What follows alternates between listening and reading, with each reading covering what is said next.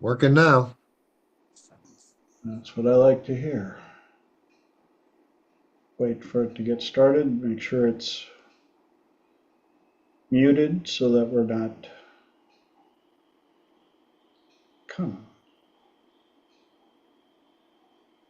on. All right. And just like that, we are live. Let's see, I got too many things to go on here. Did I get that going? There are days. There we are. We are live on a Tuesday night for Talk Time with TJ Triple T number 205. Welcome, welcome. My name is TJ Zebel. I call myself a professional problem solver, which I always follow up with, no, I don't know everything. I don't pretend to know everything. I just have a unique way of being able to ask people questions, helping them to find the solutions to the challenges that they have. And boy, it's been quite a ride. Having lots of fun with it. We are live on YouTube, which allows me to say, hi, Mom, up in Minnesota, where they got a good dump of the white stuff and a little on the chill. In fact, it got chill all the way down here to Texas. We got below freezing last night, which... So, dealing with that. You look like you enjoy it. Yeah, well, growing up in Minnesota, I know how to deal with it. I still got the clothes. I know how to bundle and how to layer and all the above. So, and my property is very thankful that I have that experience because I don't have to worry about certain things going awry. But for those of you that are on YouTube or watching the recording, I appreciate you showing up, and I would like to ask a big favor of y'all. If you would do me a favor and do all the YouTube stuff that doesn't cost you anything but a couple of clicks, please hit the like button, subscribe, ring the bell, leave comments, and then leave a few more comments, and then go like some more videos, because I could use some more likes on my channel. Just being honest with you. And when you get done checking out all the recordings on my YouTube channel, you could go over to the website, check that out. We got some changes coming up again, because hey, that's what we do. Keep you on your toes. And you can find the website at www.thetswb.com, thetallskinnywhiteboy.com. And there you're going to find a whole bunch of stuff that I do. And if you click on the About Me tab, you can find out all the funky stuff that I've done that has brought me up to this point in my short days so far. It's only 6 pages long, so I'd love to hear some feedback, see what you guys think of that crazy document. But got some of my photography on there. I've got some of my classes on there. Get the privilege of helping people with depression, anxiety, phobias, PTSD, grief, relationships. Just picked up another triple P client, so they are on their way to finding their perfect partner. I always enjoy helping people with that. And I think it's about time to introduce the tie, which Mark explained to me. Sounds like the tie has a little too high of a volume setting on my camera lens, but this tie was sent to me out of the blue from somebody out there. It had no information in it other than the sender, which I don't know anybody from that area. So whoever sent it to me, this is what I got. And I promised if people would send me a tie, I would wear it as long as it's appropriate. So there we are. That is a new one. We know who that is. Mm-hmm. So, if you sent me the tie, thank you. I appreciate it. Hmm. Add that to the collection. Now we got the tie introduced. Anybody got any cool stuff they want to share? Holly. I'll share.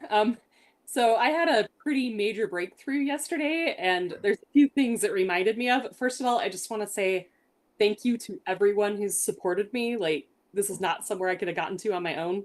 And if you're in a place where you're struggling, reach out to your support system. It's the way to get there. And Hmm. I Excuse me. this was an area I'd kind of given up. Oh, and it was one of those like, why bother? Why even try? But you know what? Sometimes it is the 100th time that you push through. And then the other final thing is, we may think in a marathon the most important point is where you cross the finish line, but really the most important point is when you do the first day of training, because that you may leave you sore, but it's the day you committed, it's the day you did something different. And I'm definitely feeling that right now. But it's important to celebrate that first day. So, Yay! That is super exciting. Very proud of you. Way to go. This. Who else has got something awesome to share?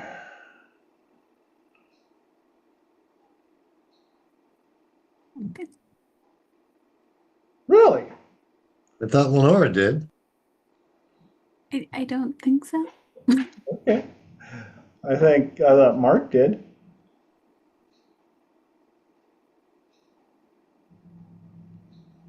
Unmute myself. No, just things are going well. Had a new client. It's great when they actually do the homework and see the results, and he's well on his way to rebuilding his relationship with his significant other. Awesome. So great to get that feedback. That hey, this stuff really works. Really?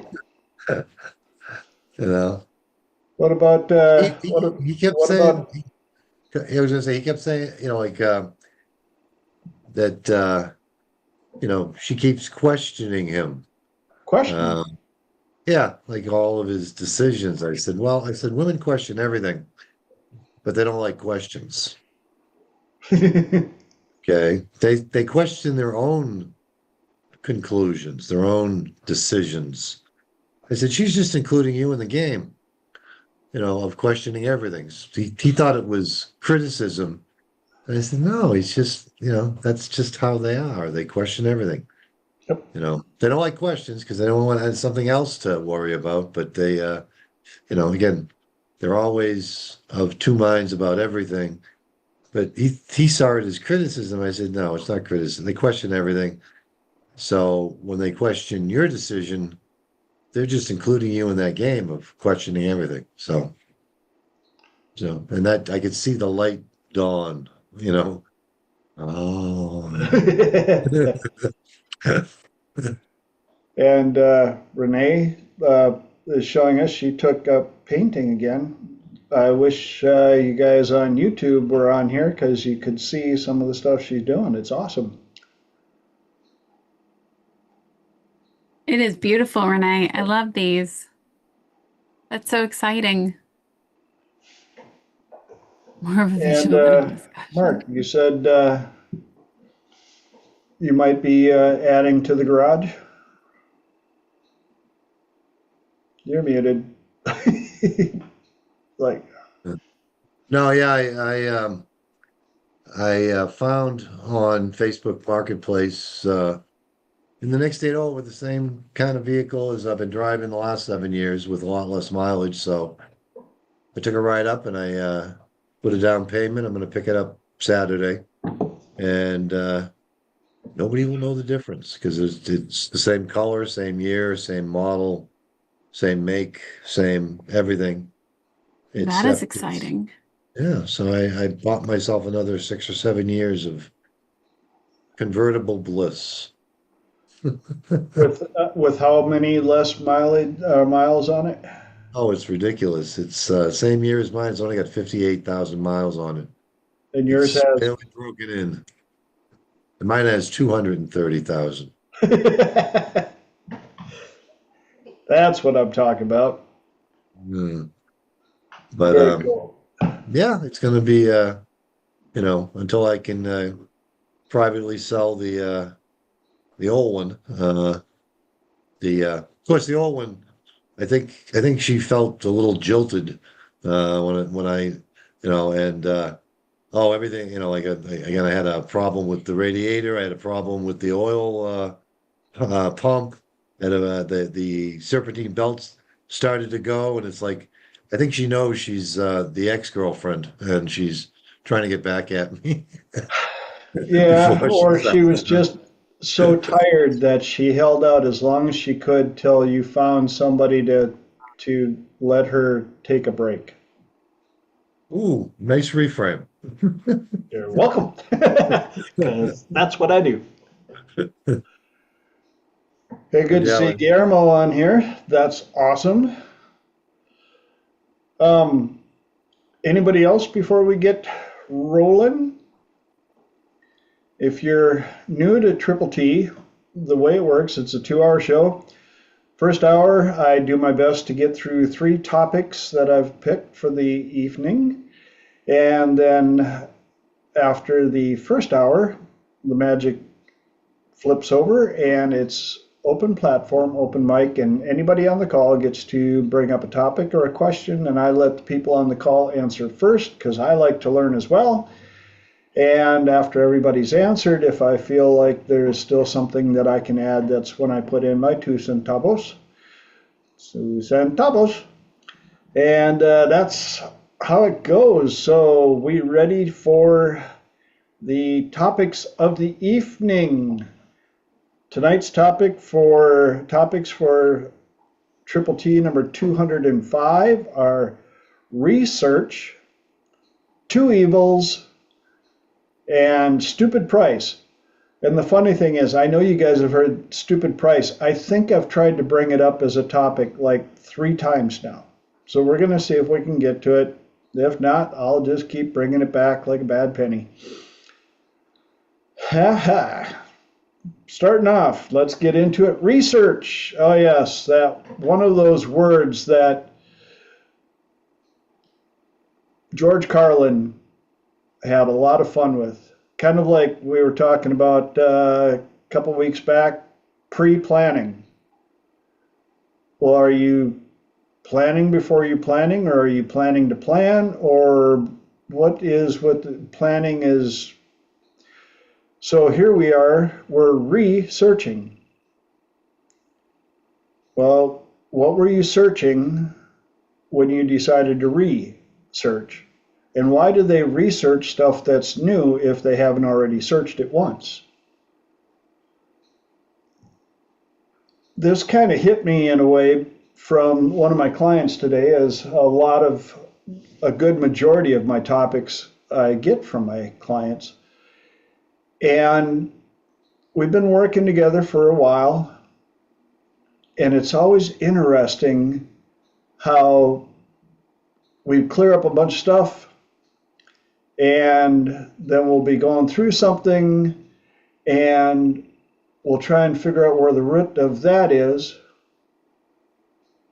and it magically goes back to one of the things we were working on before. I have no idea what you're talking about. And they're like, I thought I took care of that. Well, we knocked a big chunk off of it. But some of these things are kind of like the proverbial iceberg out there. You see what you're working with on the top.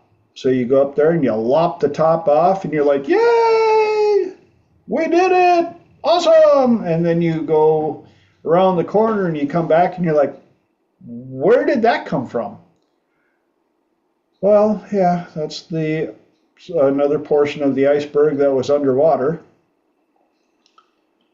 And so we research for where the ties are into the challenge that we're dealing with. and we research ways to dynamite off another chunk of the iceberg, and we research to see if we got the whole thing or if there's more underneath. And that's one application of the word that popped into my head. Any ahas, epiphanies, comments on that so far? Mark?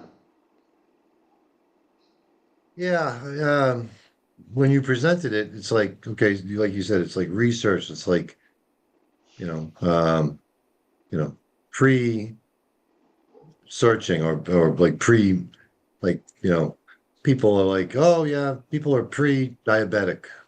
I'm like, is that like pre-pregnant? You're Yeah. not quite there yet.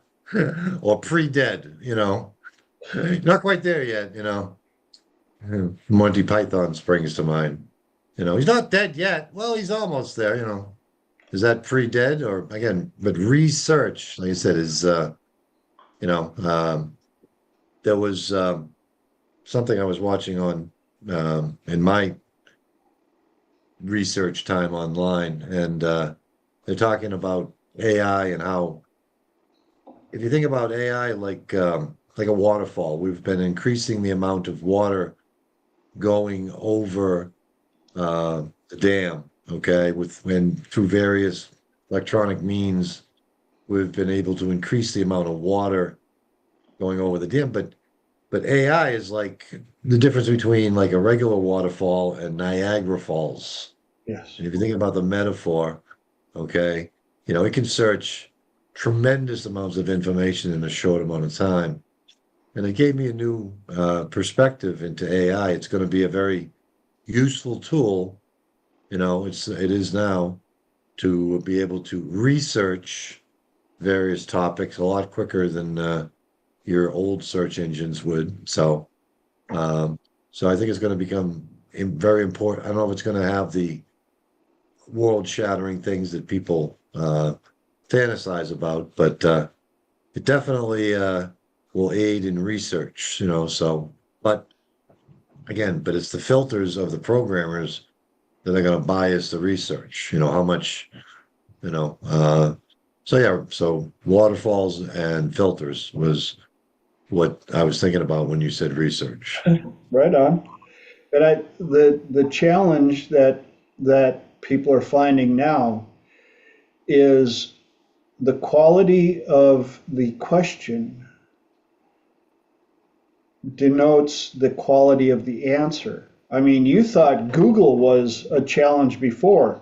Ask Google the same question 10 different ways, and 10 different results come up. Well, now with AI's ability to give you the answers in what feels like a human response, you have to really also research the answer, analyze the answer, and don't be afraid to keep reframing the question to see how the answer changes. Holly. That's funny. I didn't intentionally raise my hand, but I'll make a comment. The computer has a mind of its own. Okay. Well, one thing I'm thinking about, I love this idea of research. I'm gonna give the two meanings of searching again. One thing is, they always say it's all the same, or Viktor Frankl talks about the four archetype, meaning, many cultures have rediscovered that 2 + 2 = 4, but it's because 2 + 2 = 4. Just because you discovered it now doesn't mean it wasn't discovered before. But I was reading the etymology of research, and it says it comes from an obsolete French verb. I'm going to say this wrong, I'm sure, but rechercher, and the means expressing intensive force, and chercher to search. So it's also talking about the thoroughness with which you're researching something. Mhm. that intensive side to it. So And I'm glad that you brought it up that way, because that also kind of is a cross between the stuff that I do for my triple P clients, is a cross combination between pre-planning and researching,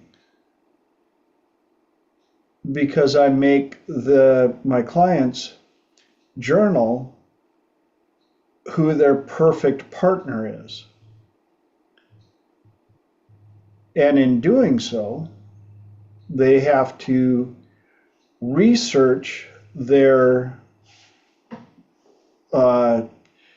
values and criteria. What is it that is important in a partner? And in a way, it's also kind of a form of pre-planning on who they want to meet. Because it allows you to have a prevision and a much quicker selection. When you know what you want and what you don't want, you don't have to question as much when you meet somebody.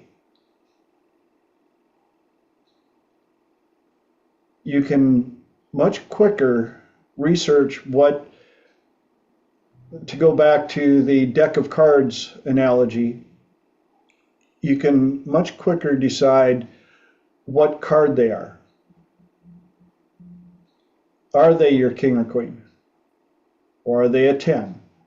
Or 9, 8, 7, whatever? And what are you, when you realize that, how much energy do you want to put into getting to know them,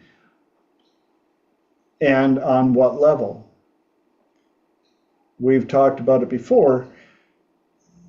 Is it worth having a 6 around in your tribe? Well, if that 6 is an electrician, yeah. If that 6 is a plumber, of course. Does that mean you're taking advantage of, oh my gosh, you mean you're just going to hang on to them because they're a plumber and they can? No. But it's really nice to know a plumber as a friend. You can refer them out to people that need help. You can help them out, and if and when, I should say when, not even if, you need their services. Yes, Elijah said it perfectly in the comments. Make every kind of friend. And even in that, you research, who are they? What kind of a person are they? What level of card would they be? How close do you want them? Again, to use the kingdom analogy, do you want them inside the city walls? Do you want to give them access to the castle? Are they allowed to sit at the head table? This is all research. But the cool thing is, as you put together these lists of who you're looking for, who you want to be around, who you want in your tribe, you also get to look in the mirror and research who you are today, who you were last year, who you were 10 years ago. Are you on the right trajectory?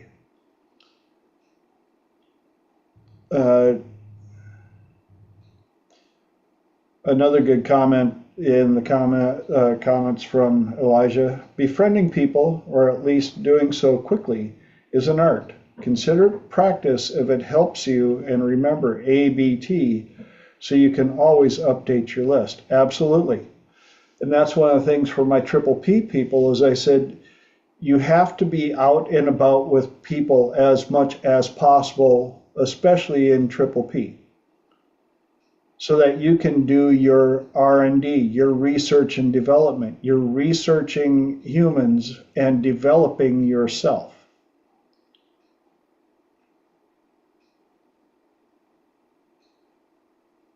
Any other ahas, epiphanies, comments on it so far?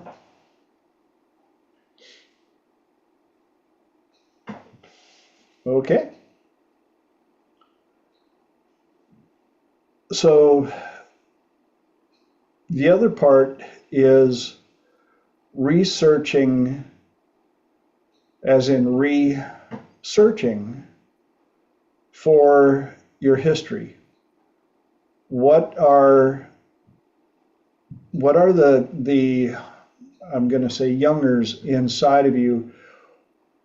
How are they adapting to the changes? Are any of them in there sabotaging your work, trying to keep you back, trying to hold you down, making sure that you don't change? Because hey, change can be scary. And so a lot of times with my clients that are having troubles with getting the advancement, the forward movement that they were hoping for, we have to research what kind of habits, what kind of challenges are they noticing, and have they had them in the past? Quite often, yeah, it's a recurring theme, we'll say. And then we have to, again, research why it keeps popping up. That makes sense to you guys? Any other comments on this?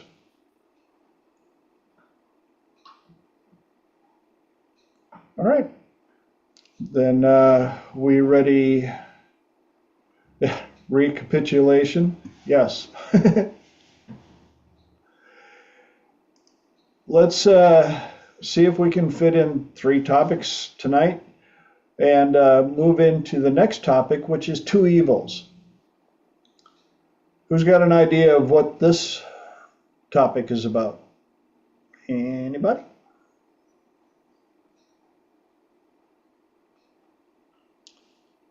Who's heard of the concept of the lesser of 2 evils?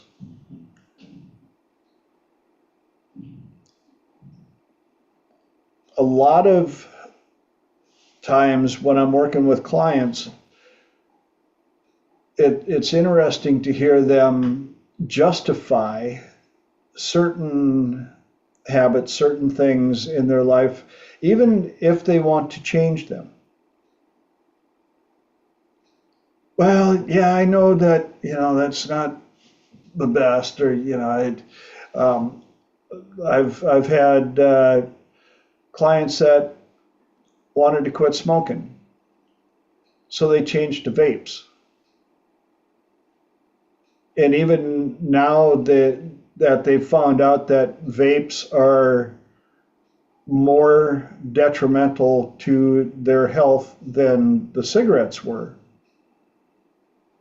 they justify it because, well, but they don't stink and I don't offend so many people. And actually, Elijah, I've got family members who are in the industry for respiratory therapy, and maybe you've got different ones over in England, but over here, what they're finding is the oils that are used in the vapes and the mechanics inside of it, they are causing a lot more irreversible issues with lungs. And there's like I say, maybe you guys in England are using different chemicals over there. Or even But combinations. yeah, but here in the States, they're seeing a lot more issues with the vapes than smoking straight cigarettes. But beyond that, we know that neither one is a health choice. And so I've got clients that are like, well, again, how do they create the vapor?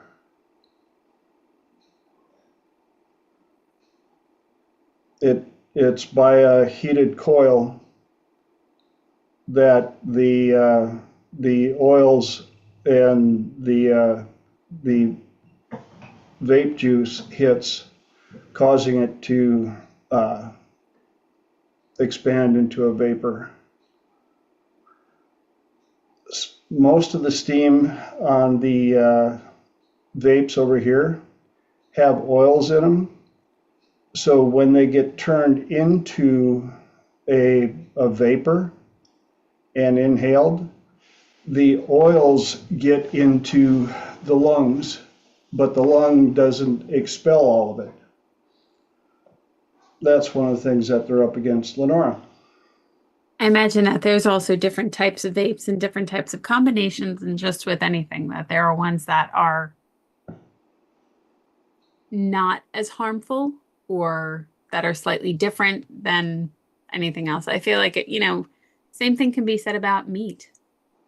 How meat is processed in the US versus how meat is processed in other countries versus different types of combinations that are fed to animals and different types of antibiotics. So I think everybody's just trying to do the best they can. Yeah.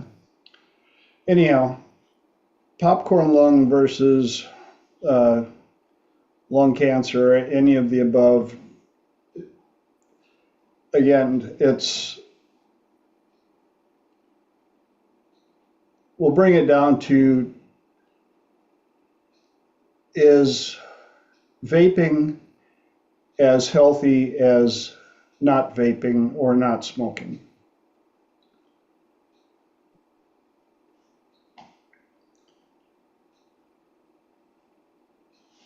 And one of my clients found out because a good friend of theirs is now on oxygen because they have popcorn lung. Mm.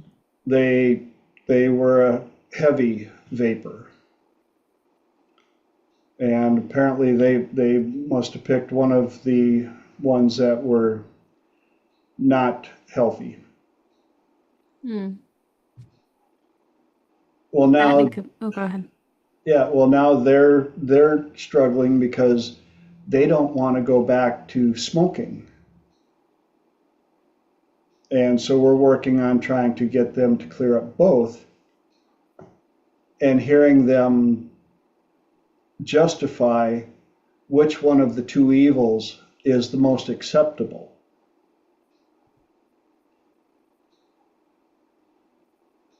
Kind of like how many other things can we say we do picking the worst of two evils? Could definitely see that one. Food. There are certain things that I still like to eat that I know are definitely not on the health advisory board, but they're so good.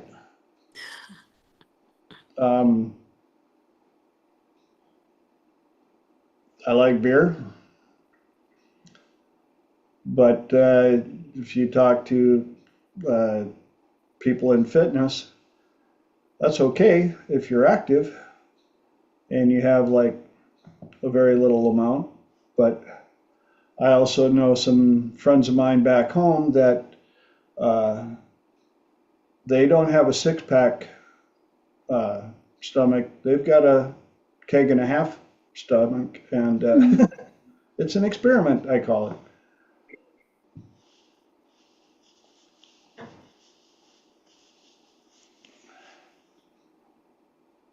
The unknown is full of potential.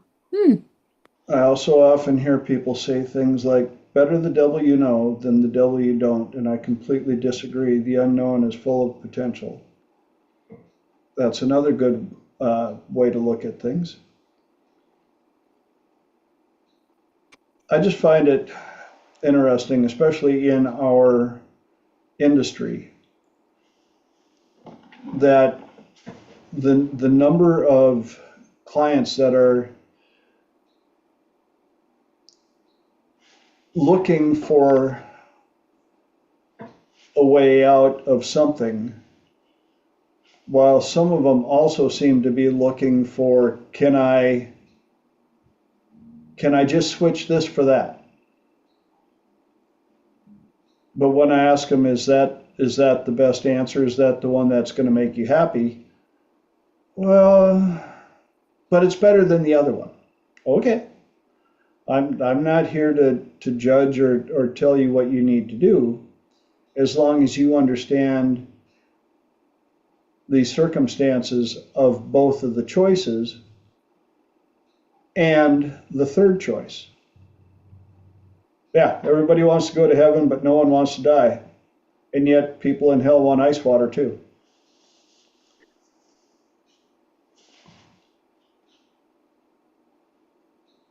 So, any other input, ahas, epiphanies, questions on that?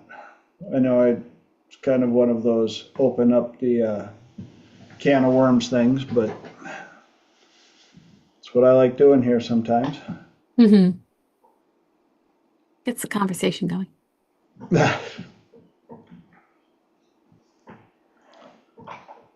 I can resist anything but temptation. I like that one, Mark. Yes.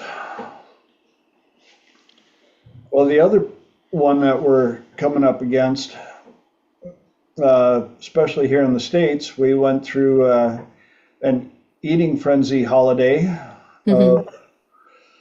Thanksgiving. And so I'm sure there were plenty of people out there that had to choose between the best of two evils. And that could simply be going to the relative's house or staying home. And why would the staying home be evil? Well, then you got to deal with, why didn't you show up at the house? Mm-hmm. And then there was Black Friday and Cyber Monday.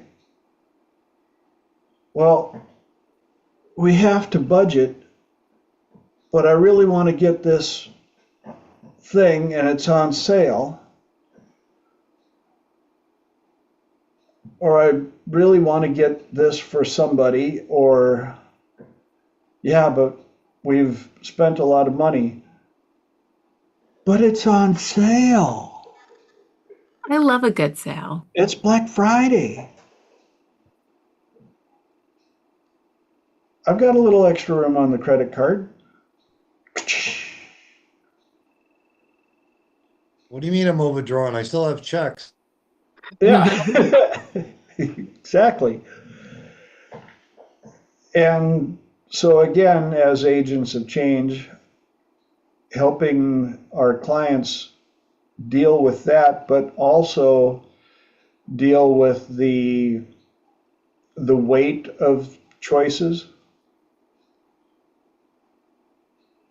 Sometimes the best option you have is picking between two evils. And so you get to research which one is going to hurt the least. Kind of like sometimes when we have to vote for something. I don't like this person, but I really don't like this person.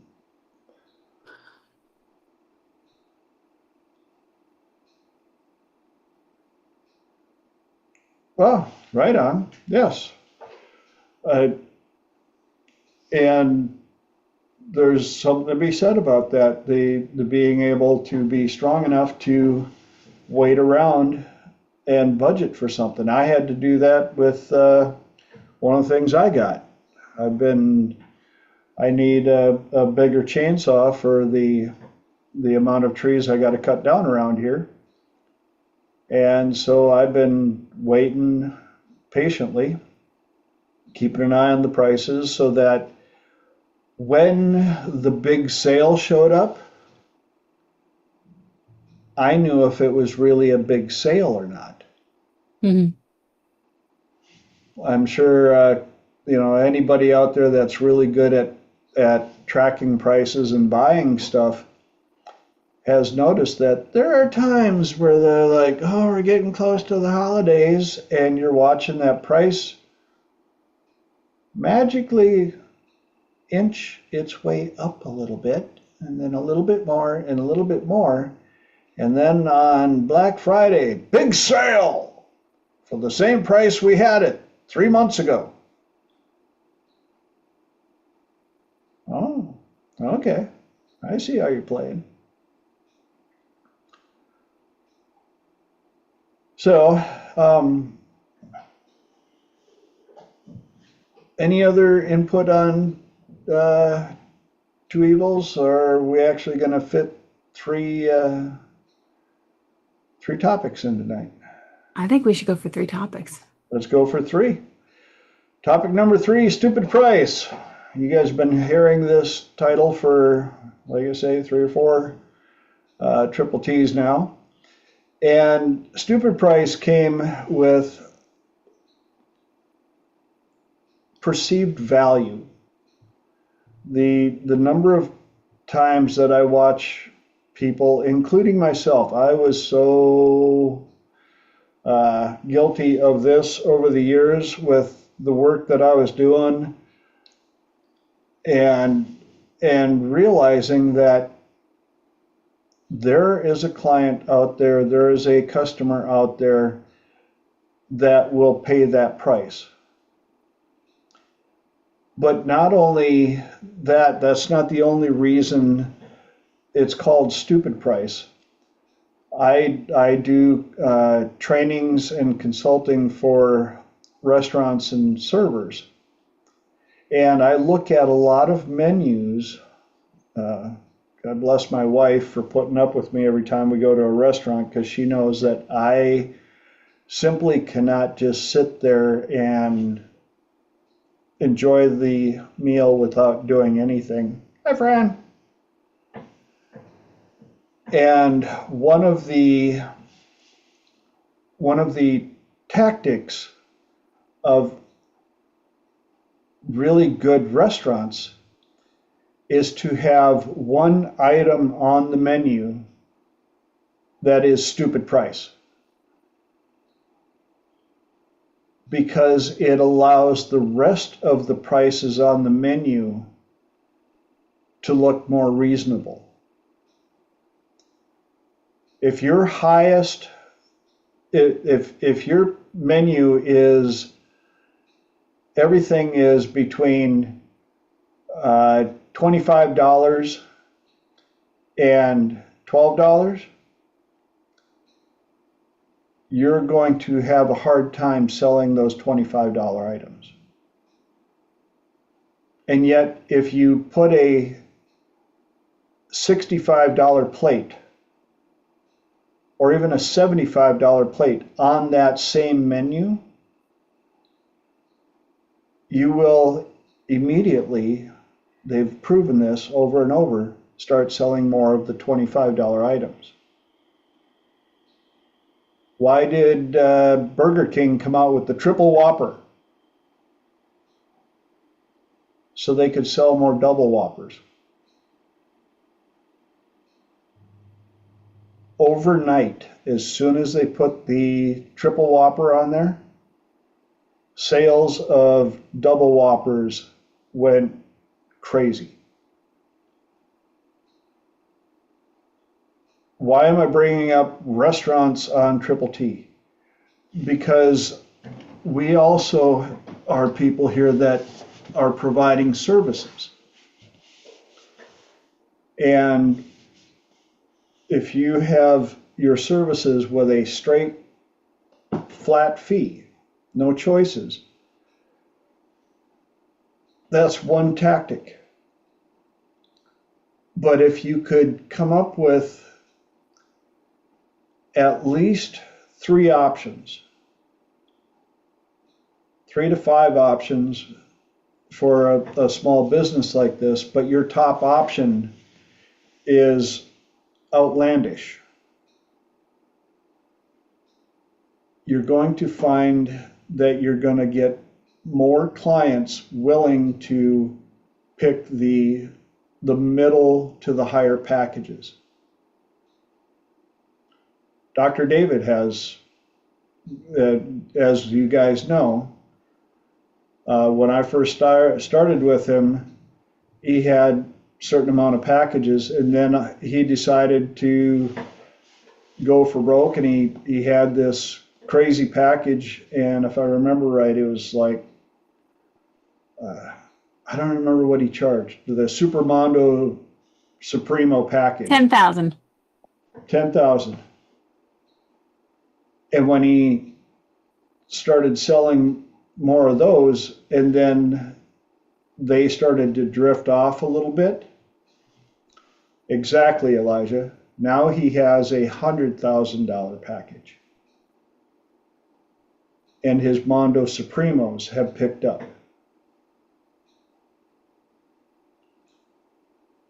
Because of when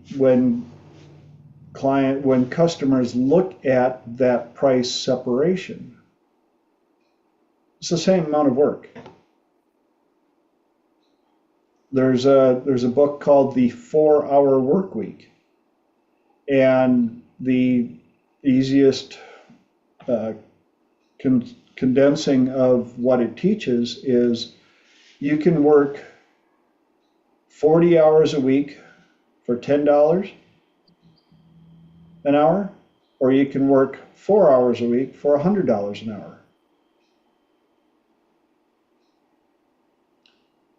Whoa, but what? Who's going to pay $100 an hour? There are people out there getting paid $100 an hour. There are people getting out there getting paid outlandish amounts of income. There are restaurants out there that are selling bottles of water for $18 a bottle.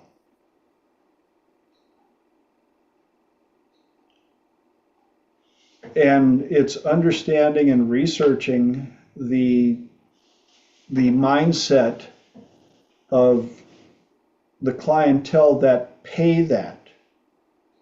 A lot of us get stuck into, well, I wouldn't pay that much. Well, then you're not your client. Where's your ball? Where's your ball? Renee's outside. Yes. Oh, shoot, Mark. sorry. No, that was cute as I'll get a state change. Mark. I was going to say back in the day with very high-end restaurants, only the men's menu had the prices. The menus they handed to the ladies didn't have prices under the selections. Yeah.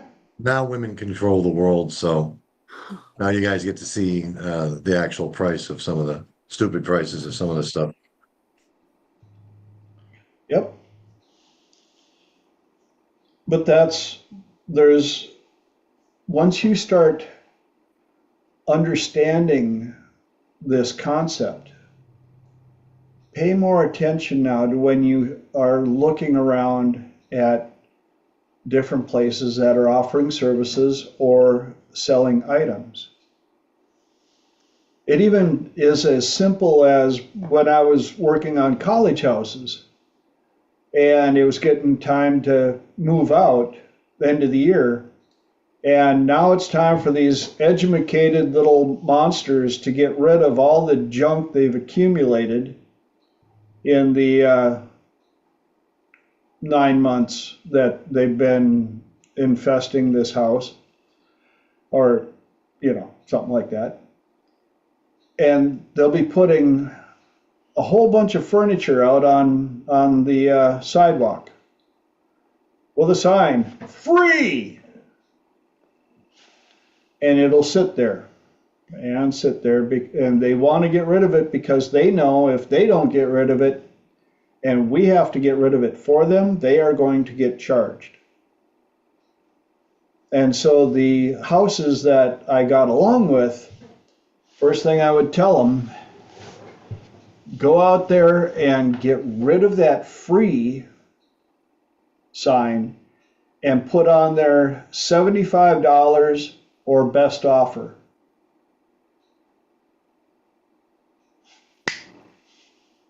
Gone in a day or two.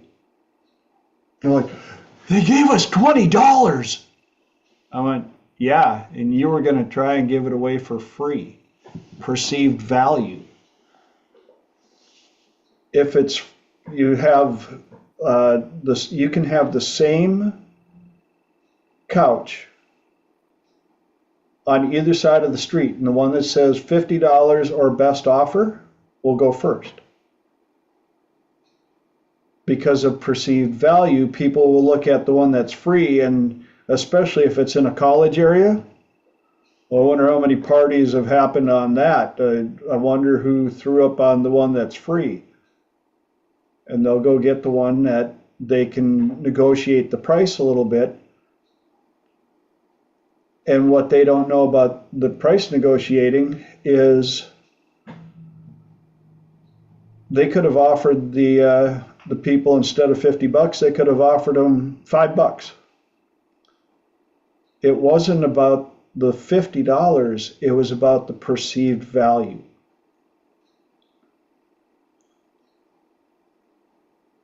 One of the other things I've learned in this industry, the difference between working with a $50 an hour client and a $200 an hour client. The $200 an hour clients are much easier to work with. By far. Oh my. More skin in the game. They want to get the change work, they want to get it done, and they are serious about it. The $50 or cheaper an hour, they've dropped that much in a restaurant on a bad night. And so they'll argue with you about this or that, or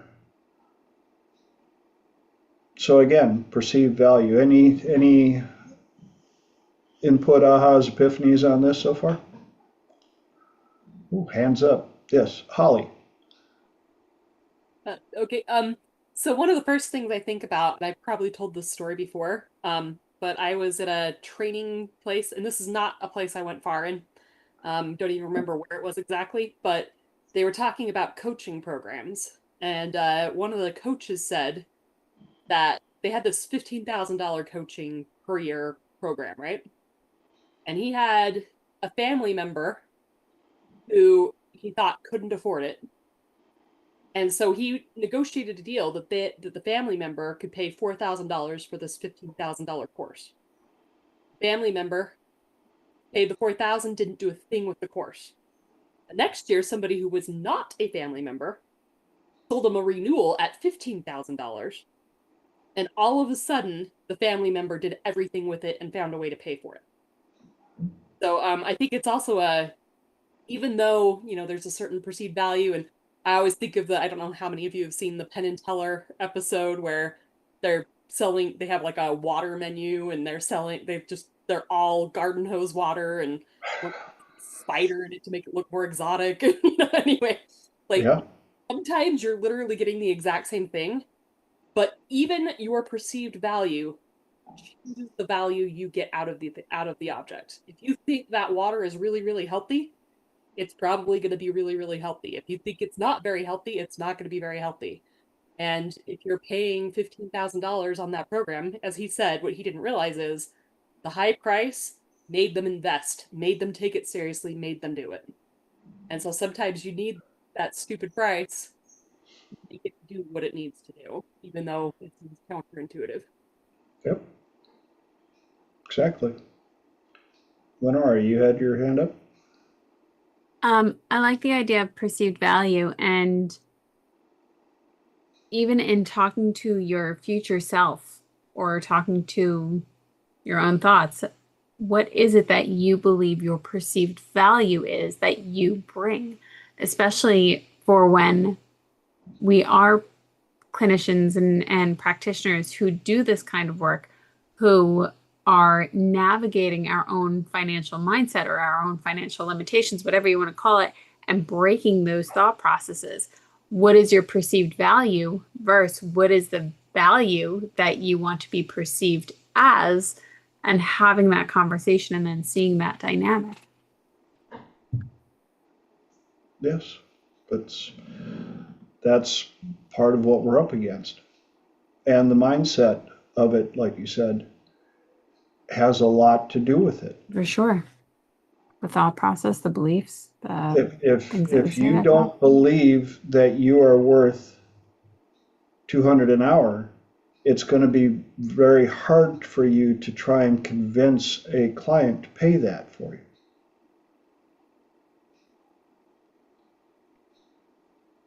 Another story that came to mind when Holly was telling that one was the story of the old violin. You guys have probably heard this one before, that there was an auction and a bunch of items were coming up, and the auctioneer pulled up this old violin and he goes, "All right, we got an old violin. Who'll give me $1? And he couldn't even get a bid on $1. But before he could sell it, an old man come walking up and he said, "Can I see it for just a bit?" He tuned the violin up and played the most amazing music from it. Violin ended up selling for over $500. Another one I like is Grandpa was going to give his granddaughter a car.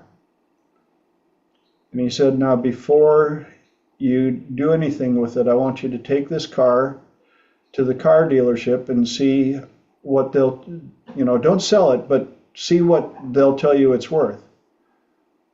And she came back, she goes, "They said it wasn't worth anything. It's too old, it needed work and nobody wants these."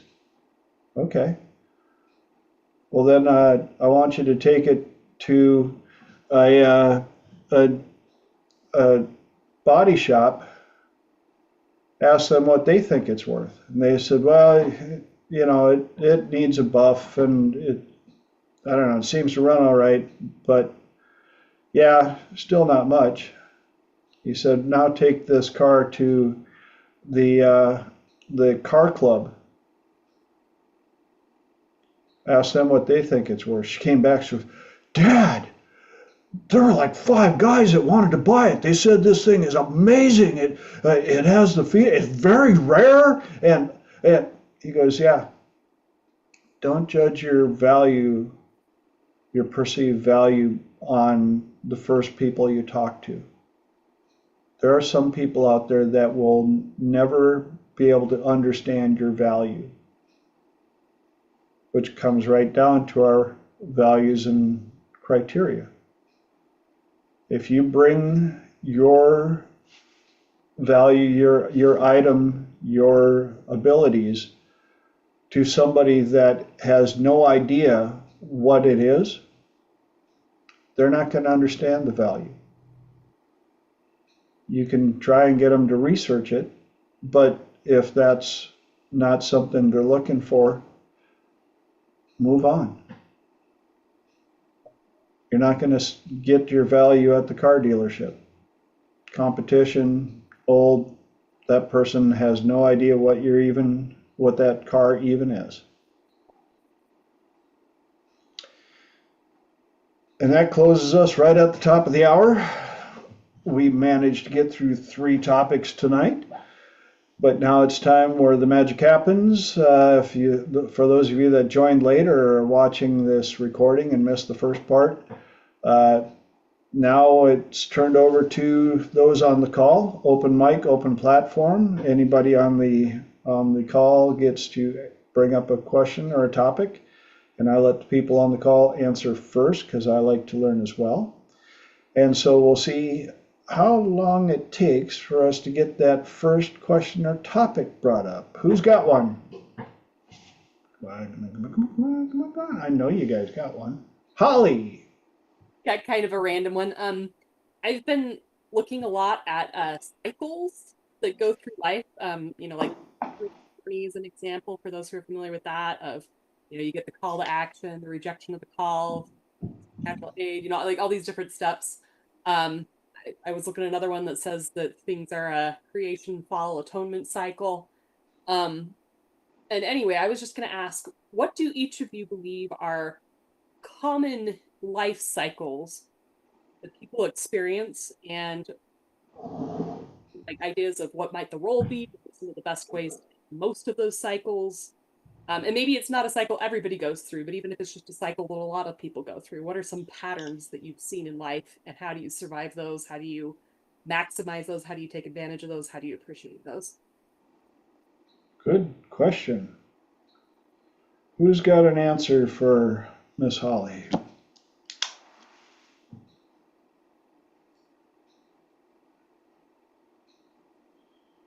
Did you guys all hear there? Lenora. Patterns that I notice, I find this one to be very interesting. Just when I think I'm like, oh, I got the hang of it. And then something else will come along and it will really push me to apply whatever it is that I just learned. Another pattern, I think, and I think it just goes into your own awareness. So what are you, for example, what are you wanting? One of the things that I was wanting at one point was to have better boundaries and to be able to, what I used to say, stand up for myself.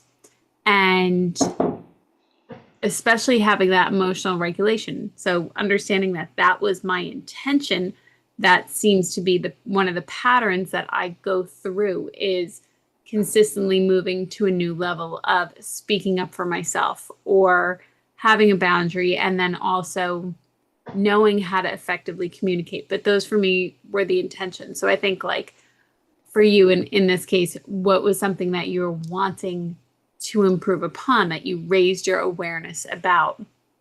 Another one was, I used to listen to Abraham Hicks, and this is going back like 2012. And I would listen and I would think, I'm trying so hard to figure this out. I'm trying to follow their thoughts and focus on really understanding it.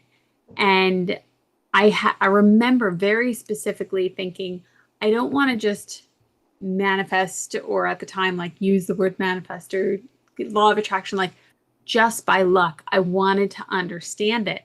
And so that was something that is a reoccurring pattern of taking something, learning it, embodying it, applying it, and making sure that it's moving consistently through my life. So that's how I notice patterns. I'm not too sure if I answered your question, but that's how they show up in my life. Those are the things that I notice. And yeah, that'd be it. That's it for me. Good answer. Who else has got something?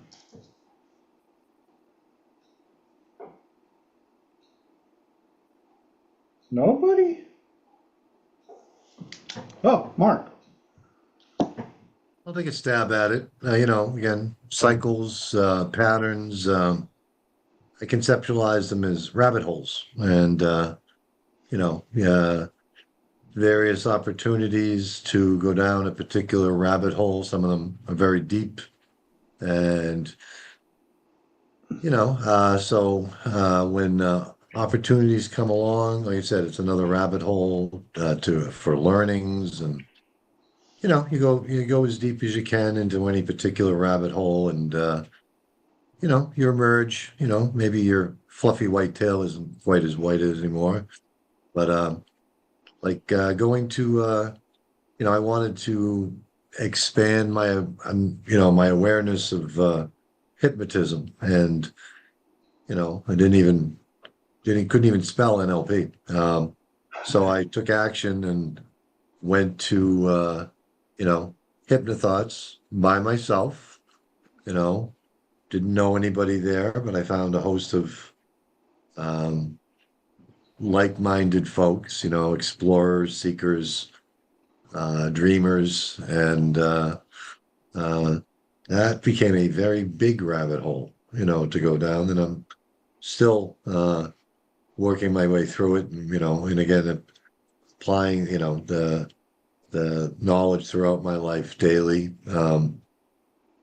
Again, but that's how I see, some, rabbit holes that open up, they're not quite as deep as something like, but some make profound differences in the totality of myself when when I got out, when certain rabbit holes like, hypnosis and neurolinguistic programming have done in my life. So, like Laura said, it affects every level. And I said, it's, that's how I conceptualize, discovering new patterns, new insights, to be open to the stuff and to, take action to, just not peek down it, but actually, take a deep dive down that rabbit hole. Yep, yep. I hope that was on target, Holly. This has all been on target. Loving it.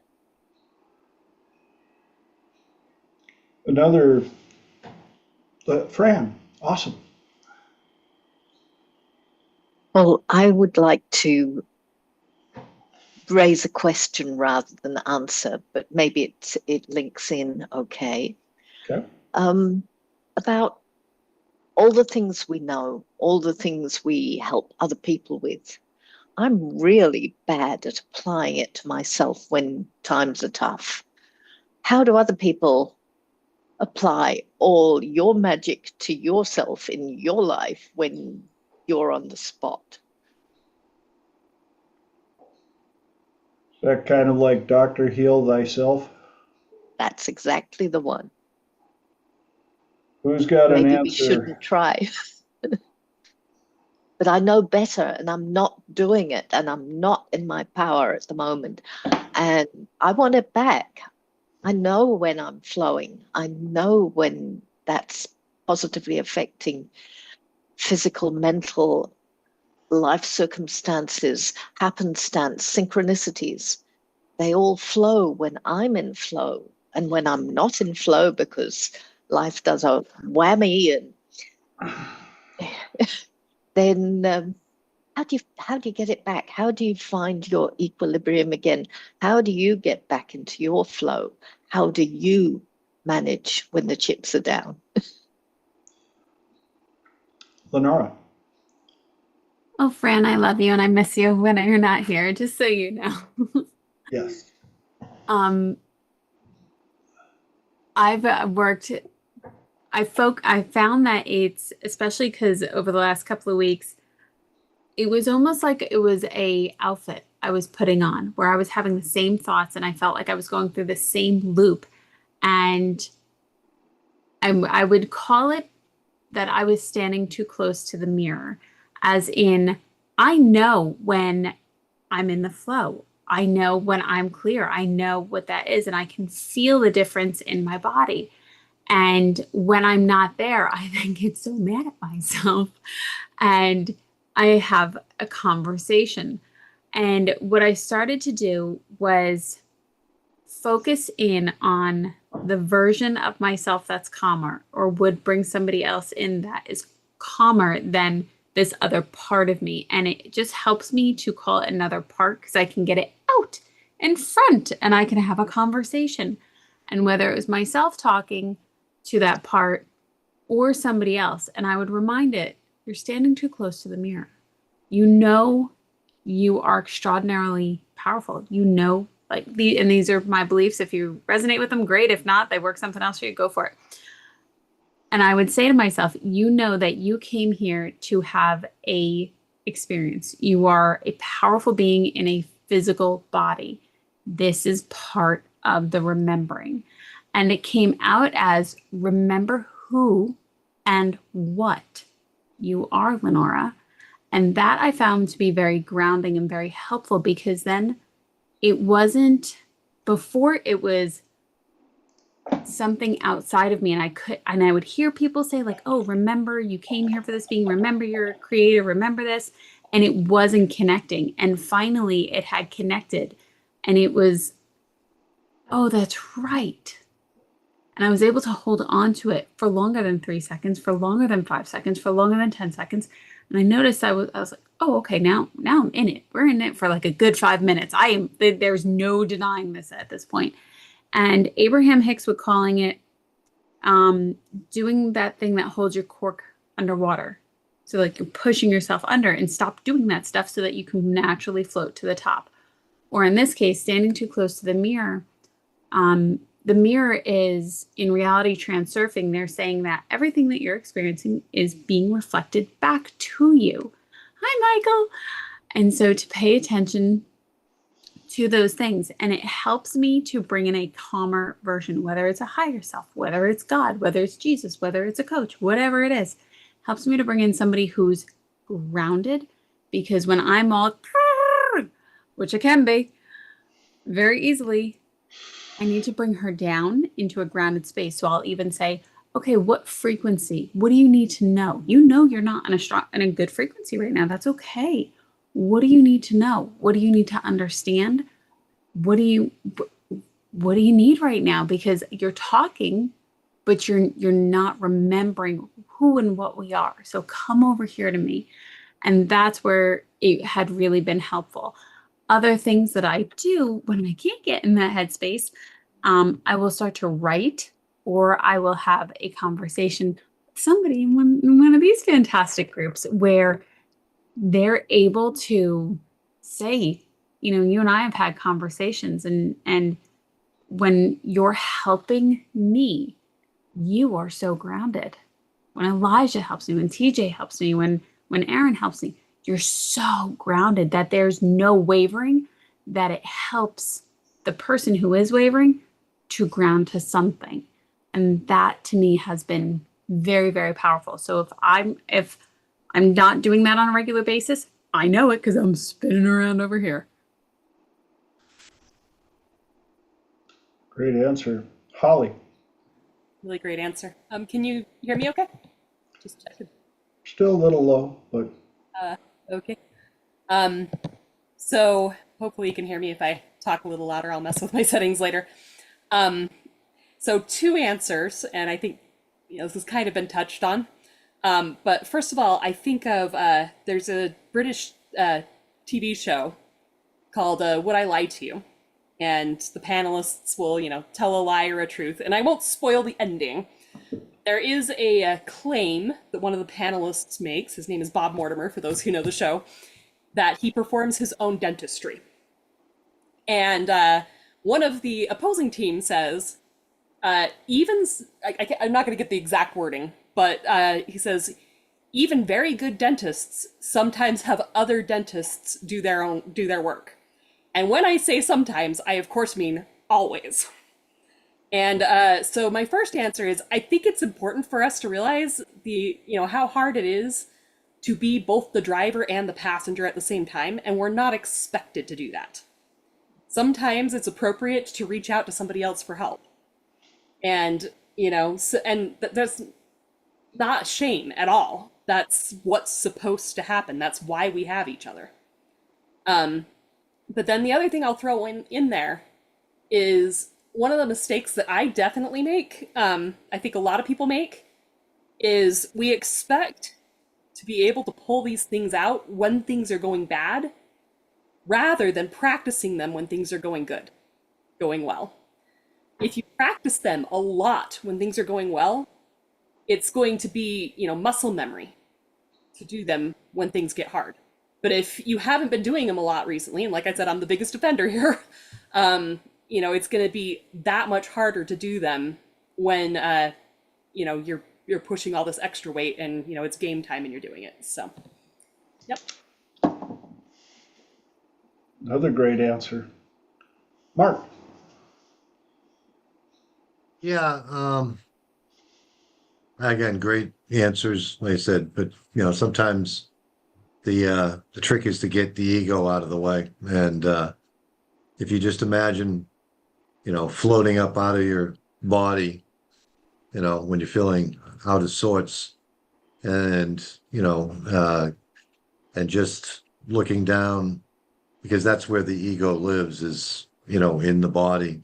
You can fill up out of yourself, and you sometimes give yourself the best advice that and I agree with what Holly said about reaching out to other people, because sometimes people can clearly see the answer where you're just stuck in the in the mud and spinning your wheels. But if you float up out of yourself and you disassociate enough you can sometimes give yourself the best advice. And the answers, that you get the skills, you get the talents, Fran, you're a powerful practitioner. And if you say, well, if this other part of me was a client, what would I, how would I treat them?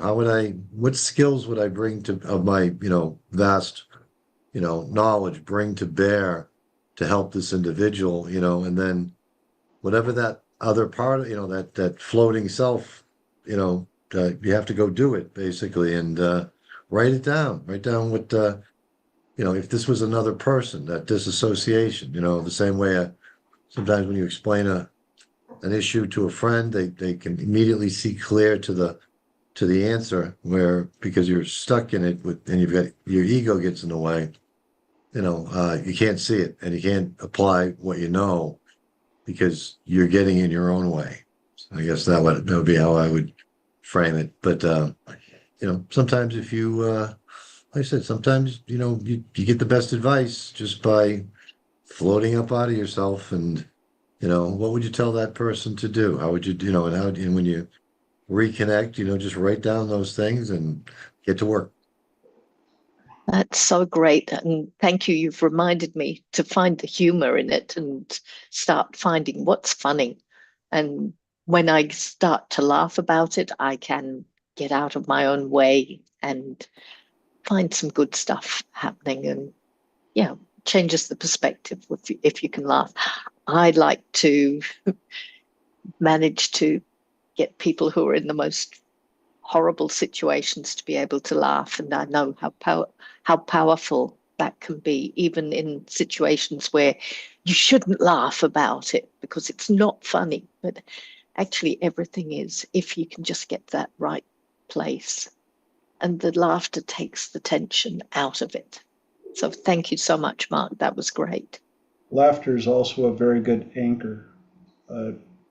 When I get people when I'm working with clients, I like to give them that roller coaster of, if you get them in the emotions, and if they're down and they're crying or they're making that big shift and it's really hitting, and then I can hit them with something that makes them laugh. It's that state break that anchors it in. And kind of like Renee put a good answer in the comments, it usually takes someone else telling me to pull my head out of my butt. If it's only me, it takes a new environment, an example, taking a class, a conference, a place where you can work on you without distractions, or a place where you're supposed to be working on yourself. And I was going to add in there, I love people in our industry, but we're kind of like that medical industry. We, like you said, Fran, we know what to do, and I am as guilty as anybody else. Oh my goodness gracious, I can get in a funk, and I help people get out of funks and all this stuff, but I am the hardest one I know exactly what to do, and people will be like, well, would you like some help? No, I got this. I'm fine. I got this. I help people with this every day. I can figure this out myself. And then I also notice when I get to help a client, in the universe kind of interesting where the universe goes, well, fine. If you're not going to let somebody else help you, I'm going to send somebody that you can help that has your issue so you can hear the solution coming straight out your mouth. And then you're like, oh, well, why didn't I guess I did think of that. So how about we both do this? Lenora. Something else that I found. Hi, Nick. Welcome. Something else that I found, Fran, was if I was going to teach how to help somebody in the moment, how would I be teaching? So you flip into teacher mode, and yes, I know. I agree with Holly about being the driver and the passenger at the same time, completely following it. And it is tricky. And I do definitely agree. You're not supposed to do it by yourself, or you'd be here on the planet by yourself. That being said, I know when you have so many tools and you're like, what the bananas? Which also leads me to a question that I had. So you're hitting right on it. I'll imagine like, okay, if I was going to teach somebody in real time, if I was in front of a class teaching this, how would I help this client? So I know Mark had even said, what would you tell your client? I think then even flipping into teacher mode can be really helpful because you bring in a different energy, you bring in a different state, and that also shifts your emotional state.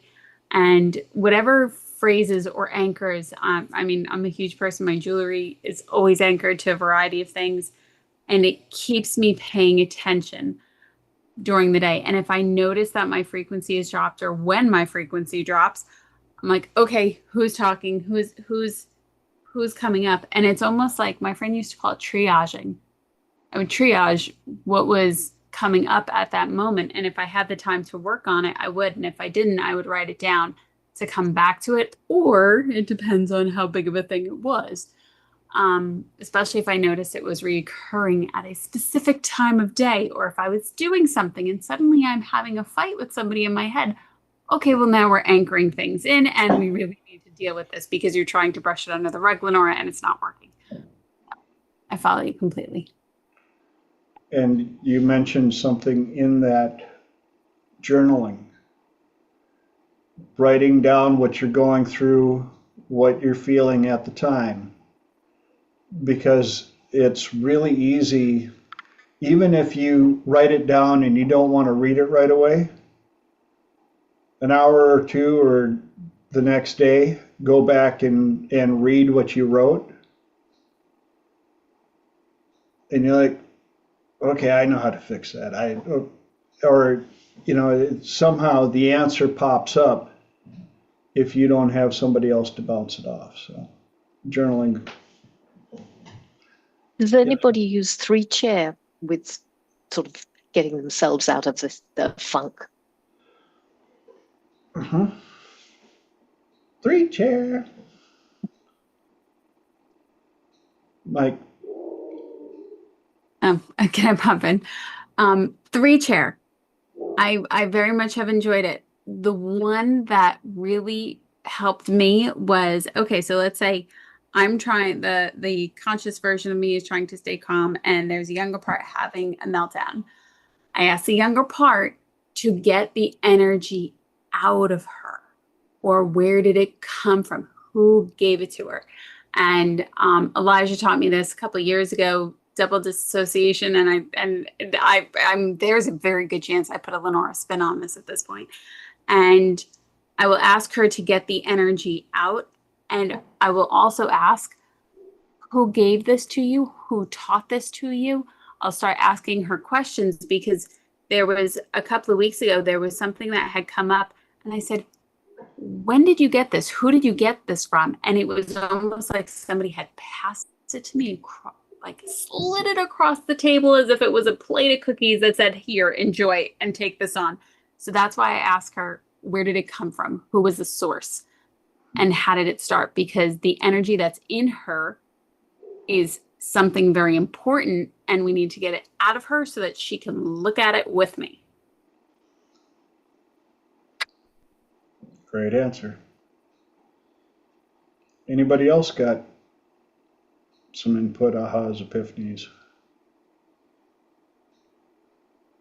Holly.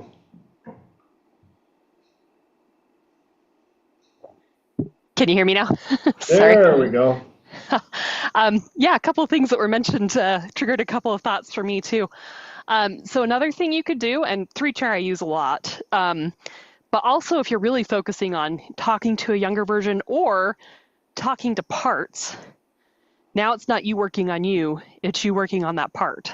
So, and whatever that part may be, give her a name, or him a name, or whatever the case may be. Bring up the entire committee and see who's on the committee. See if somebody different should be sitting on the committee, say, does somebody here, is it time for you to retire? Are you exhausted and ready to hand over to somebody? And then that way, like I said, it's a lot less, it gets you out of your head. So I think the two things you need to do is you need to be able to get that distance to be able to work on it. And the other thing is you also need to be able to get state control. And I think those are the two hardest, is getting the distance and getting the state control. So if you could get the state control immediately, great. But if not, the first thing you do is maybe DTI somebody, or in the 3-chair, become the observer, whatever it may be, and focus on getting that state control of being, okay, now I'm the version of me that has the state control and is holding space. And now I'm bringing up hypnotist me, just so that you have somebody somewhere that is holding the state so it's safe to go deep. Another great answer. And when you brought that up, another one that popped in is 3-brain. Interviewing your gut brain, your heart brain, and your head brain to see where this come from and what can we do to alleviate it. So we got all sorts of stuff popping up. Anybody else?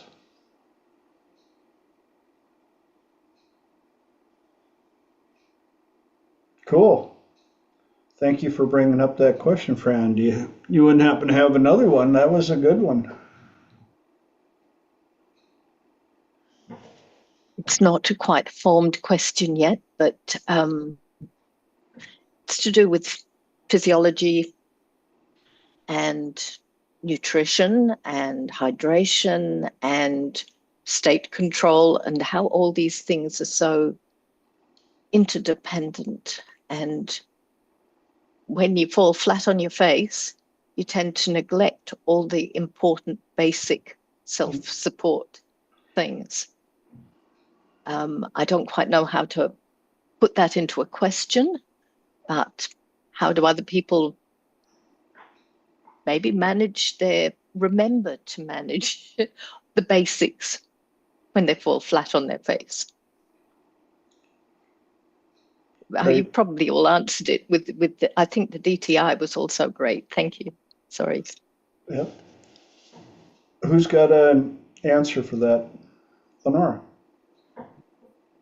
When I fall flat on my face, or when I know people that fall flat on their face, I like to remember that I am human.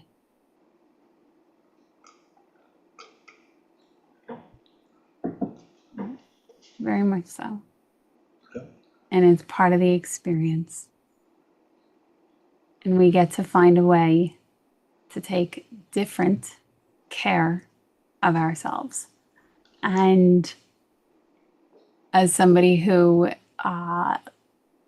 definitely enjoyed the hustle of trying to go 28 hours a day, 18 days a week, trying to acknowledge that I needed to take breaks and I needed to rest. In the times when I would rest, I would really pay attention to the part of me that did not want me to rest. That was like, no, you're lazy. No, you should be doing this. No, you should be doing that. No. And when I would fight the rest, I would get myself into trouble. I would get like really sharp. I definitely can be very, very nasty when I'm tired. And I'm trying to tell people that I'm not tired because I happen to be over caffeinated, which does not help my tiredness. I would pay attention to the version that really didn't want to rest. And why didn't she want to rest? Because it meant this about her. It meant that she was lazy. It meant all these things that I thought rest meant and that I had to earn it. And the only way that I could earn it was if I was sick with the flu or something like that. Like that was the only legitimate reason that I could rest. And even in that resting, I would still find ways to not rest.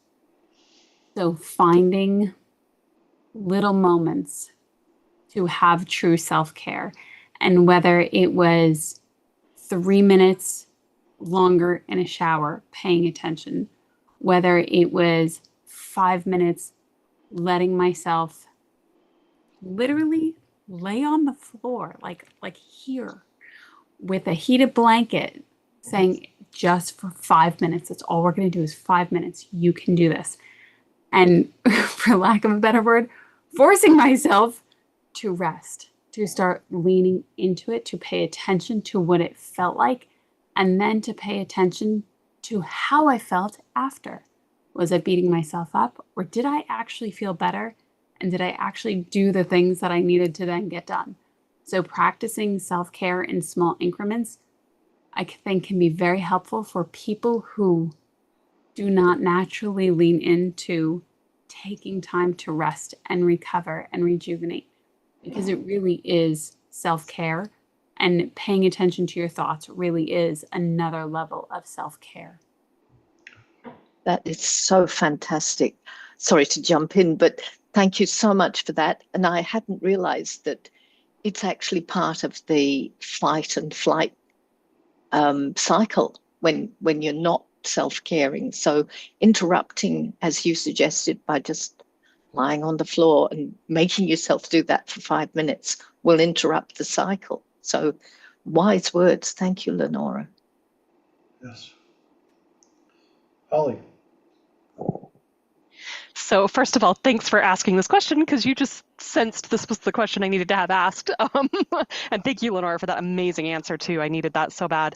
A couple things that I think about too, because TJ got on me a little bit, because the first thing I did is I stopped taking care of myself when I, really fell down. And, he started mentioning it's about priorities too. Just because, maybe I have low energy, maybe I have low budget money, but I don't save anything when I eat junk and I don't exercise. Exercise doesn't have to cost a fortune. You could do it for free. And eating healthy often, it may take a little more effort, and I'm still learning that part. But if you do it right, if you could plan, a whole week's worth of meals at one point rather than having to do it every single time you get hungry, planning in advance, having the ingredients around reduces the I think Sean Acor calls it the activation energy. If you can reduce the activation energy, you're more likely to do it. But because, TJ was talking about, it's so important. One of the images that I've now linked to it, I don't know if this will help you, but is the idea of what would it take for you to, if you were showering and you decided you needed to go to work, what would it take for you to say, you know what, I'm not going to get dressed before I go to work? Yeah, maybe if my house is on fire, but other than that, I'm getting dressed before I go outside. If you can link that feeling to eating right and exercising, it becomes kind of like I have to do it. This is not a choice. This is not and if I start saying, oh, I don't have the time, I don't have the money, the answer is, I don't have the time to not do it. I don't have the energy to not do it. I don't have the money to not do it. Because if I don't eat right and I don't exercise, it's going to cost a fortune. It's going to suck my energy because I am investing. I'm going to get a return on this. This is one of the things I could do to get a return. And then one other thing too is if you're really struggling, and like I said, this is all I need to hear it more than I need to say it. But Lillian Pearl Bridges, I can't think, talks about the different kinds of energy you get in your body. At least I remember her talking about this. Maybe I dreamed it, but you've got your chi, you've got your Chen, you've got your Jing. And what happens is your chi comes from, eating healthy, exercising, all that sort of thing. That's your day-to-day fuel. And if you don't have enough chi, what most people do is they try to tap into their jing to get through the day, which is their life force, and it shortens their life. It doesn't make them, it takes away from their health. But if you genuinely can't get that chi and you need a substitute energy, there's a better one to go for. You can use Chen to get it going. And your Chen is when you're doing something that gives you passion, makes you feel alive, aligned with your life purpose. It puts you in a flow state. So even if it's not that important, getting that energy is important. If it's just watching a video that's aligned with your mission, if it's talking to somebody who's aligned with your mission, whatever it may be, tapping into that part of your soul that this is why I'm here on earth will give you a burst of energy that might be just enough for you to get that chi, and now you've got your chi again. So That's fabulous. And yeah, I mean, if you need somebody to teach you, teach somebody else, and you'll hear yourself telling what you need to hear too. So yeah, getting into that Shen state. If you love teaching, start teaching, you're in the flow and you'll get the benefit too. Yeah. Michael. I just wanted to add on to Holly's thing. She's in Utah. I'm in Utah. We just started getting the snow. So we may decide not to go to work dressed, but as soon as you go outside, you'll go back and get dressed. Yeah. Coming from Minnesota, I know that one well. But what I was going to add to this is, Fran, do you have anybody that you love? What would you do for them? Thank you. I needed to hear that because a lot of people are helping me and I find it really hard to accept the help, and I wouldn't think twice if the position was reversed. And how do you feel when you get to help them? I feel honored. I feel, especially if they really appreciate what I'm doing. Yeah. And I'm guilty with this as well, but don't rob them of that feeling of helping you. And out of everybody that you can love yourself as much as well, if not more.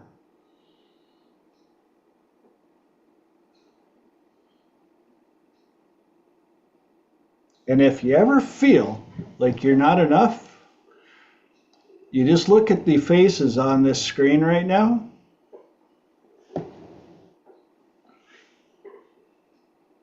You got big love.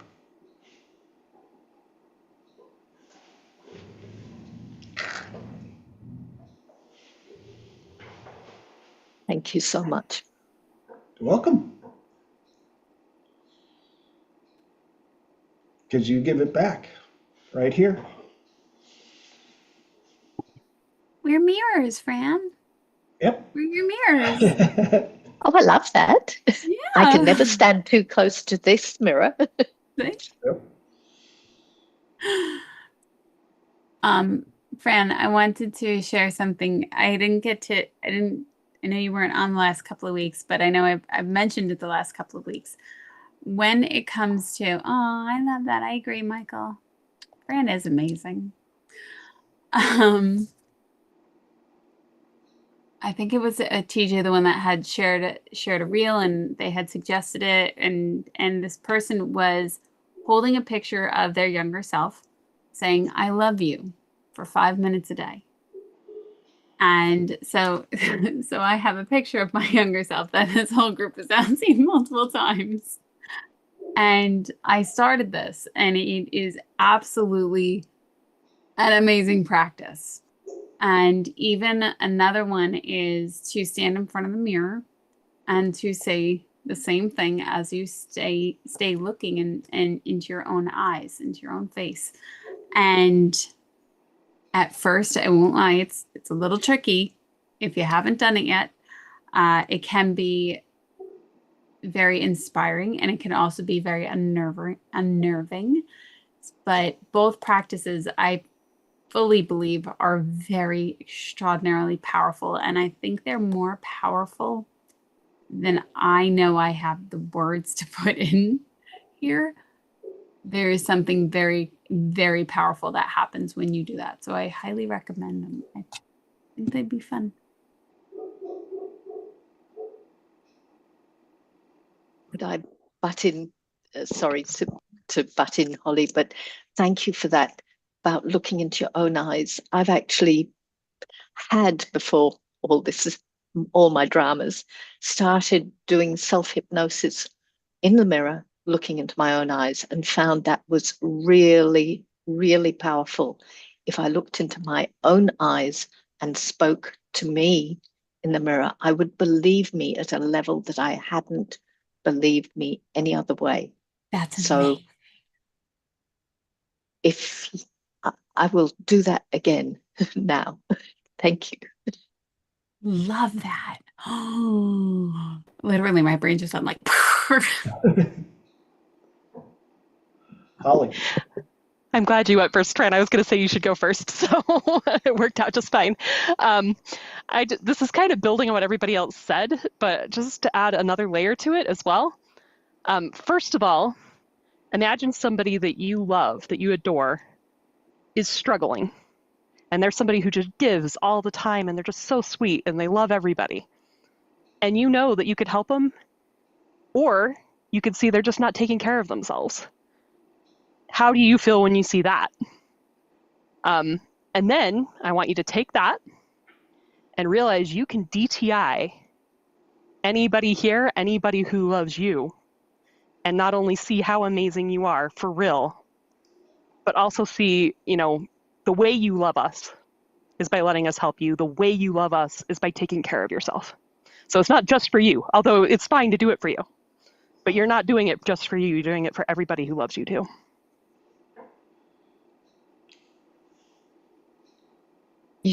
I'm choked up. Thank you. Thank you. You've earned it. You are part of the tribe. You're stuck with us in the best way.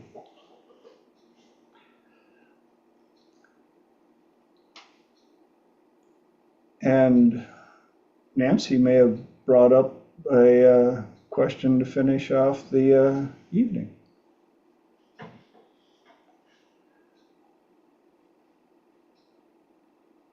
What does DTI stand for?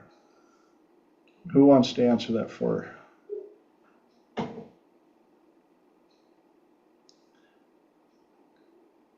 She's been hearing you guys talk about it, so Deep trance identification.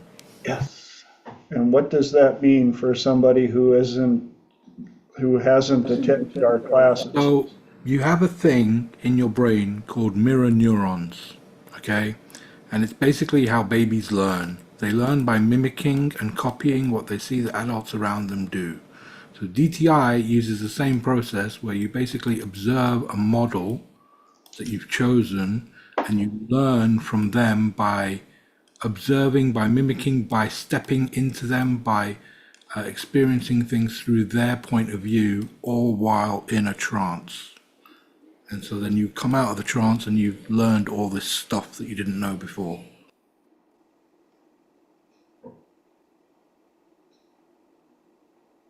Yep. Do you have any more questions on what was just explained, Nancy? It's okay. This is why we do this. No. You got it that quick? Awesome. No questions right now. Okay. That was a wonderful description, Elijah. Thank you. It was. I know Holly's hand was up, so I didn't know if she was going to say anything else about it, because I know Elijah has done some really interesting things with it, and so is Holly, especially with, I think it was Marilyn Monroe. Yes, I will say be careful with her. She's got some dangerous things to go play with, but yeah, I mean, I wasn't going to say much, but it's basically what Elijah said. Elijah's the master, but you can DTI people, you can DTI concepts, you could DTI energies. There's basically no limit to what you could do with it. But the more you know about the subject that you're DTIing, the better and more accurate the experience will be. Fran. And thank you for reminding me that, yes, you can totally change your whole life if you, especially if somebody else helps you with the DTI and holds the space for you so you can really do a powerful DTI. It's life-changing, totally life-changing if you choose that. Thank you. Mark. Yeah, again, another way to conceptualize it is to step into the avatar, so that you. It's kind of like the pillars of power exercise that Dr. David teaches, stepping into that avatar of that, of someone, and when you step back out of it, you pull a lot of the elements of that, with you when you come back, and the more you do it, the more you pull those things out, and that's how I see, identifying with, with the fork. There's rock star, which I couldn't get until the last time I was at Hypno Thoughts. Stepping into that avatar and then coming back out, and I was so completely changed that somebody who was sitting behind me later in the day, once I got it, they didn't recognize me. Seriously, it's like they had never met me, because I had embodied that avatar of Rockstar, and it kind of had a lingering effect to the point where they reintroduced themselves to me. And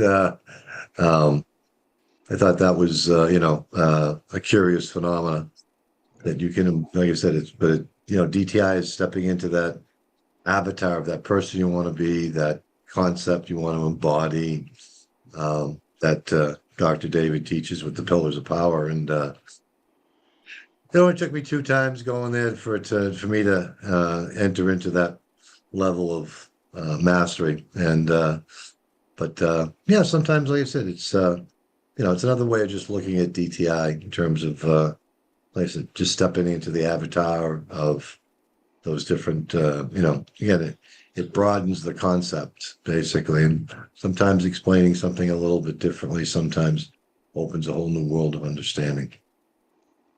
Right on. Fran. And here's a question to blow the evening open again. What are the payoffs for not doing this stuff?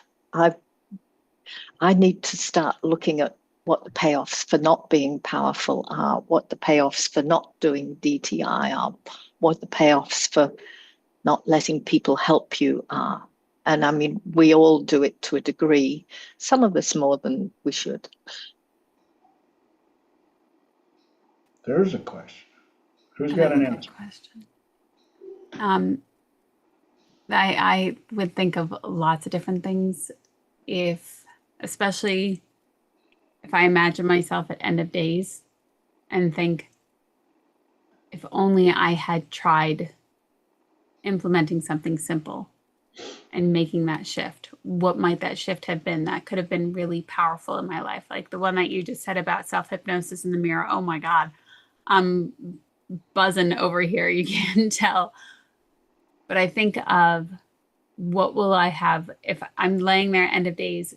Am I going to regret something? And is it in my ability to manage? And if so, how can I take action now? What would that look like for me? I was stuck for a really long time, and that really sucked. And all I kept thinking was, I just wish I didn't have this problem. I just wish I didn't have this problem. And I had such a problem that was the only thing that I could focus on. Once I overcame that problem, then it was, holy shit, I can actually think and function. And that was powerful.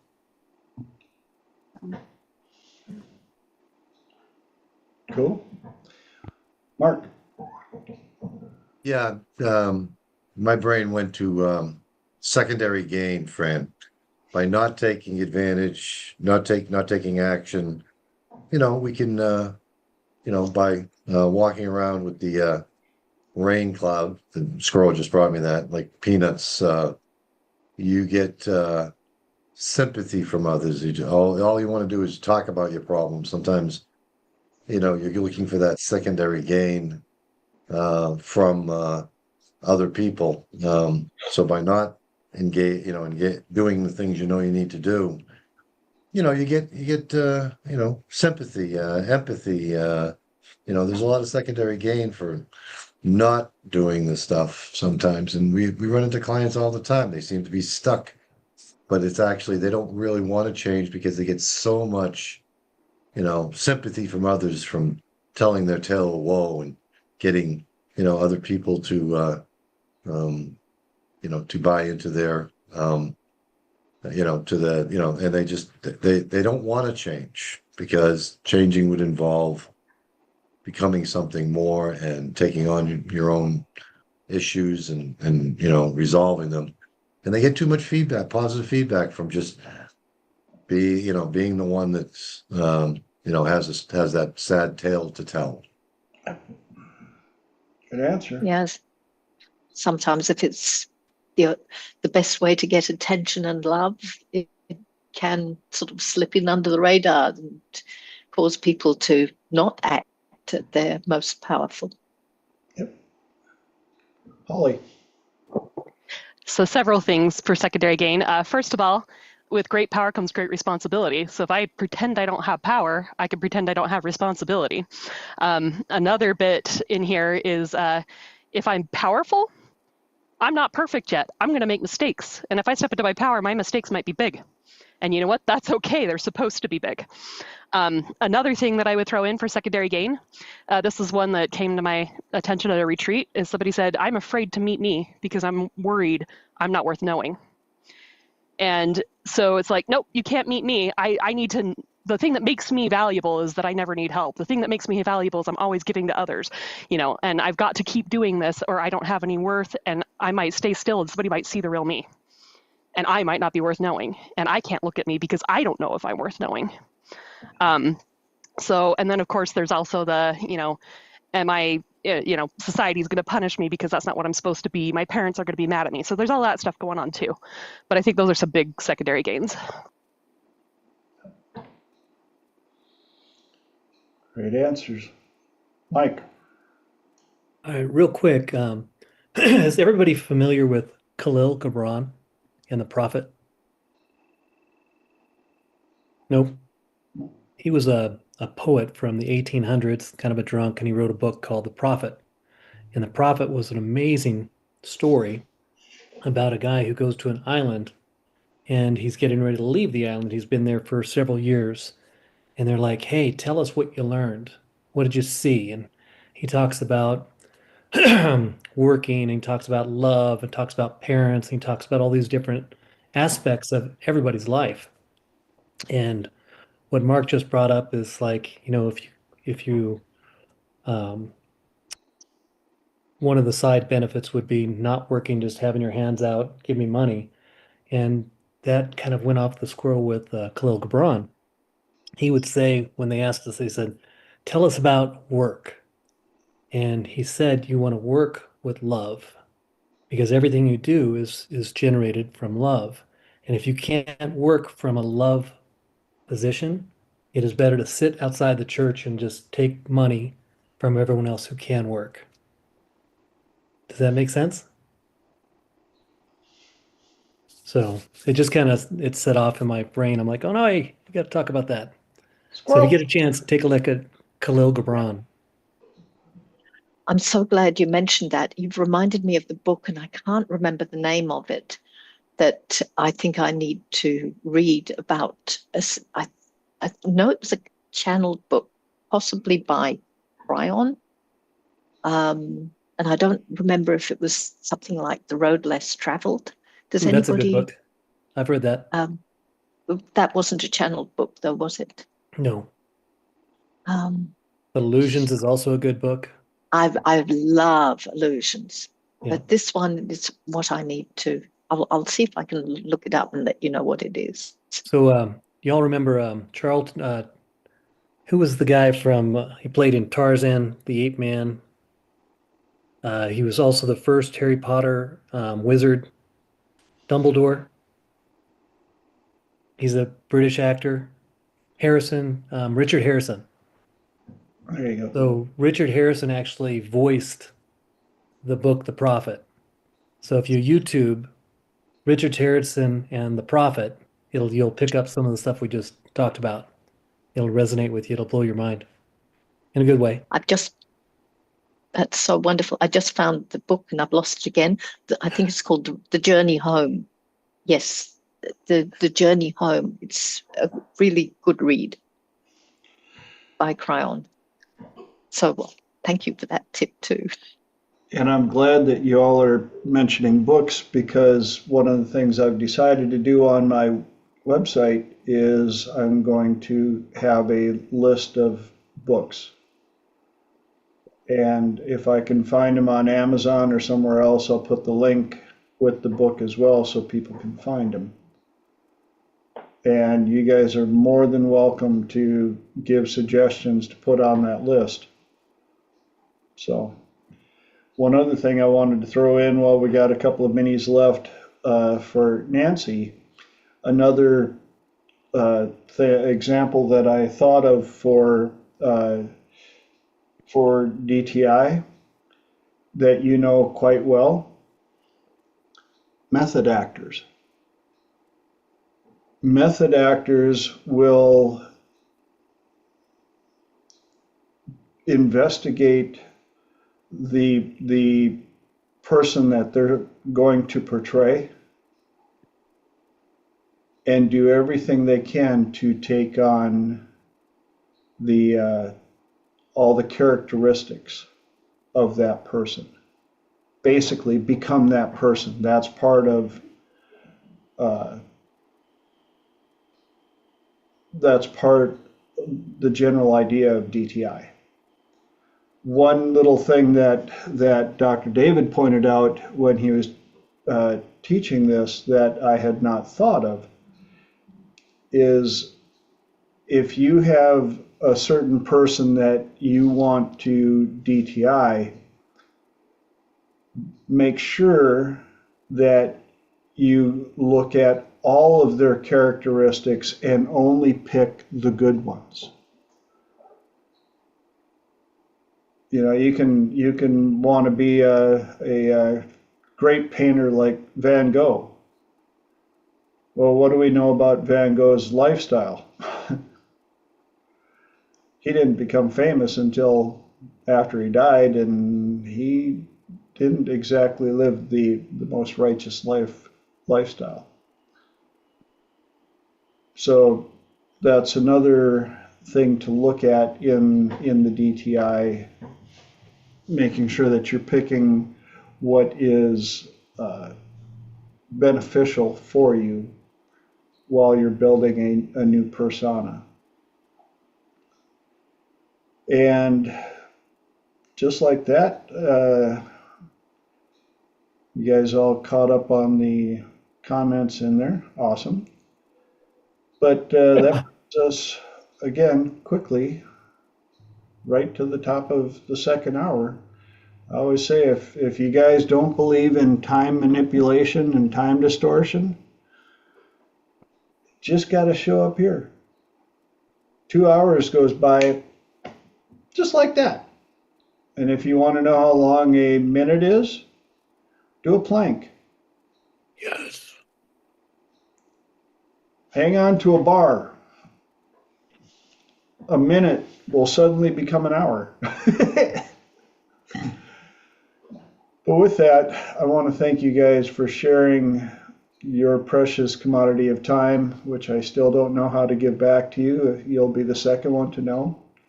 But I adore all of you. Thank you so much for making this possible, for showing up here, for sharing the love, sharing the information, sharing your knowledge and everything that happens here. And if you know somebody that needs to hear some of this stuff, please share it. They're all posted on my YouTube channel for free. I do this because I want to get this knowledge, A, recorded, and B, available for people to learn from. So thank you so much for that. And for those out on YouTube, what do I get to do? Love you, Mom. And I love the rest of you as well. Thank you so much. Take care, and I hope to see your beautiful smiling faces back here in 7 glorious days. Go out and make your world so amazing that those around you can't help but be affected in the most positive ways. TJ, we appreciate you, bud. Right back at you.